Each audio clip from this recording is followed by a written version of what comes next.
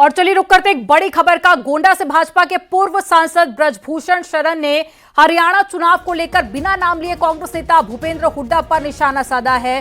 ब्रजभूषण ने कहा कि जिसने मेरे खिलाफ षड्यंत्र रचा उसका सत्यानाश हो गया है।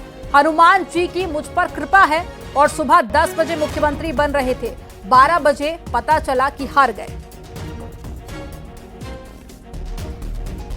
तो एक बड़ी खबर आपको बता रहे हैं, पूर्व सांसद ब्रजभूषण शरण सिंह की तरफ से बयान सामने आया है। उन्होंने बिना नाम लिए निशाना साधा और कहा कि जो सुबह 10 बजे तक मुख्यमंत्री बन रहे थे, 12 बजे तक पता चला कि वो हार गए और उन्होंने अपने खिलाफ षड्यंत्र और साजिश रचने का भी आरोप लगाया।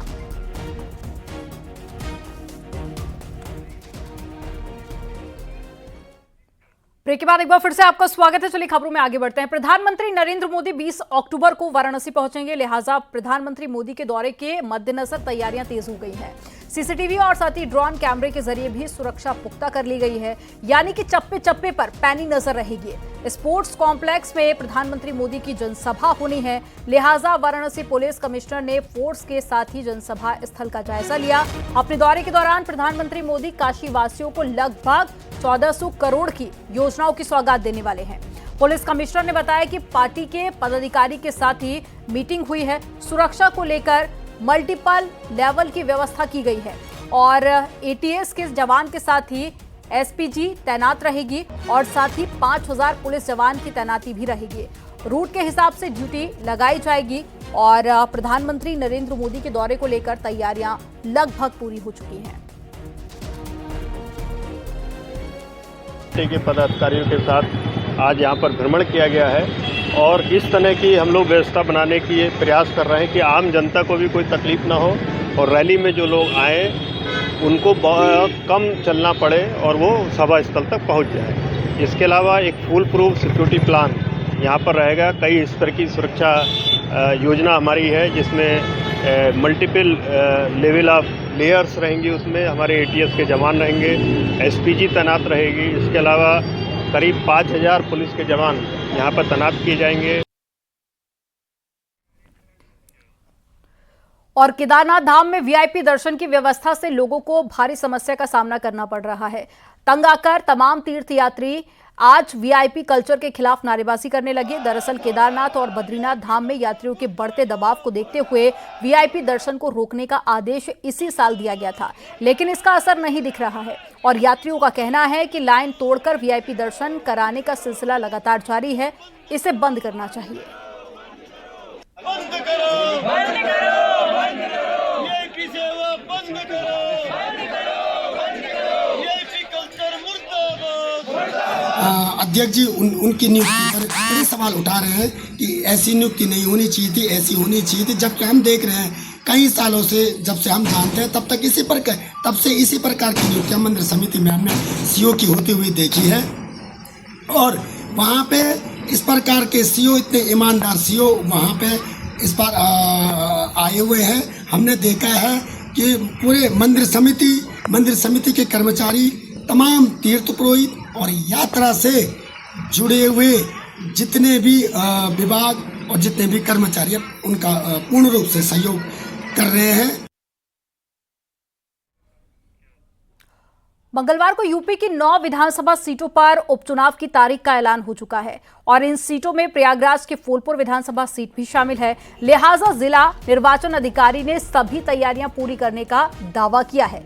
उन्होंने बताया कि अधिसूचना जारी होने के 72 घंटे के अंदर राजनीतिक दलों की ओर से लगाई गई चुनाव सामग्री हटाई जा रही है। 18 अक्टूबर से 25 तारीख तक सुबह 11 बजे से दोपहर 3 बजे तक नामांकन पत्र दाखिल किए जाएंगे, जबकि नामांकन पत्रों की स्क्रूटनी 28 अक्टूबर तक की होगी और 30 अक्टूबर को नाम वापसी और वैध प्रत्याशियों को चुनाव चिन्ह आवंटित किए जाएंगे। आपको बता दें कि 13 नवंबर मतदान होना है, जबकि मतगणना 23 नवंबर को होगी और 23 नवंबर को रिजल्ट घोषित किया जाएगा। अब तक क्या तैयारी की है, बातचीत के लिए हमारे साथ प्रयागराज के जिलाधिकारी रविंद्र कुमार मानव साहब हैं, उनसे बातचीत करेंगे। सर, ये बताएं किस तरह की तैयारी आप लोगों ने की है? देखिए 18 तारीख से हमारा नॉमिनेशन शुरू होगा और कल से आचार संहिता लागू हो गई है। तो उसको लेकर सबसे पहले हमने अपने जो प्रेस के मित्र हैं आप लोगों को सूचित किया है। पॉलिटिकल पार्टीज़ को लेकर की मीटिंग आज बुलाई गई है और प्रभारी अधिकारियों की मीटिंग भी आज बुलाई गई है। तो तैयारियां हमारी पूरी हैं। नॉमिनेशन 18 से 25 तक चलेगा। 13 नवंबर को मतदान की प्रक्रिया संपन्न होगी और 23 नवंबर को मतगणना होगी। इस बार हम लोग जो हमारा मंडी स्थल है मुंडेरा, वहीं से ही पार्टियां रवाना करेंगे, वहीं पे हम लोग उसको रिसीव करेंगे, क्योंकि एक ही विधानसभा में हमारा उपचुनाव है। तो प्रक्रियाओं को लेकर और व्यवस्थाओं को लेकर कहीं कोई समस्या नहीं है। पर्याप्त मात्रा में कार्मिक है। और ज्ञानवापी से जुड़े 1991 केस की अगली सुनवाई अब 19 अक्टूबर को होगी। आज मंदिर पक्ष ने अतिरिक्त सर्वे पर अपनी बहस पूरी की है और अगली तारीख को मस्जिद पक्ष अपनी दलील रखेगा। मस्जिद पक्ष की दलील के बाद में फैसला रिजर्व हो सकता है और ज्ञानव्यापी में निर्माण और पूजा पाठ का अधिकार देने को लेकर स्वयंभू विश्वेश्वर ज्योतिर्लिंग की ओर से पंडित सोमनाथ व्यास और साथ ही अन्य ने साल 1991 में मुकदमा दायर किया था। इस मुकदमे में वाद मित्र विजय शंकर रस्तोगी ने ज्ञानवापी परिसर की एएसआई से अतिरिक्त सर्वे कराए जाने की अपील की है, जिसको लेकर एक पक्ष की बहस पूरी हो चुकी है और अब माना जा रहा है कि जल्द ही कोर्ट अपना फैसला रिजर्व कर लेगा।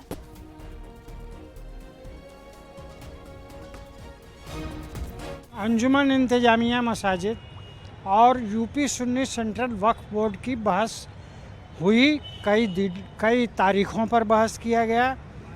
उनके बहस का जवाब देने के लिए मैंने भी बहस किया और आज बहस मेरी कुछ बच गई थी, उसको बहस आज हमने करके और अपनी बहस समाप्त कर दिया। अंजुमन इंतजामिया मसाजिद ने पुनः हमारे बहस का जवाब के लिए 10 मिनट का समय मांगा है। ज्ञानवापी से जुड़े हुए 1991 केस में आज सुनवाई हुई और मंदिर पक्ष ने एक बार फिर मस्जिद पक्ष की जो आपत्ति थी उस पर अपनी दलील दी और बताया कि क्यों ज्ञानवापी का अतिरिक्त एएसआई सर्वे जरूरी है। अब 19 अक्टूबर को अगली सुनवाई होगी, जिसमें मस्जिद पक्ष मंदिर पक्ष की जो दलीलें हैं उस पर अपनी विरोध दर्ज करते हुए एक बार फिर ये बात कहेगा कि क्यों ज्ञानवापी का अतिरिक्त सर्वे जरूरी नहीं है। बता दें कि मंदिर पक्ष ने इस पर मांग रखी है कि ज्ञानवापी का अतिरिक्त सर्वे किया जाए, ताकि जो पूरी सच्चाई अब तक सामने नहीं आ पाई है वो आ सके और केस सही दिशा में जा सके।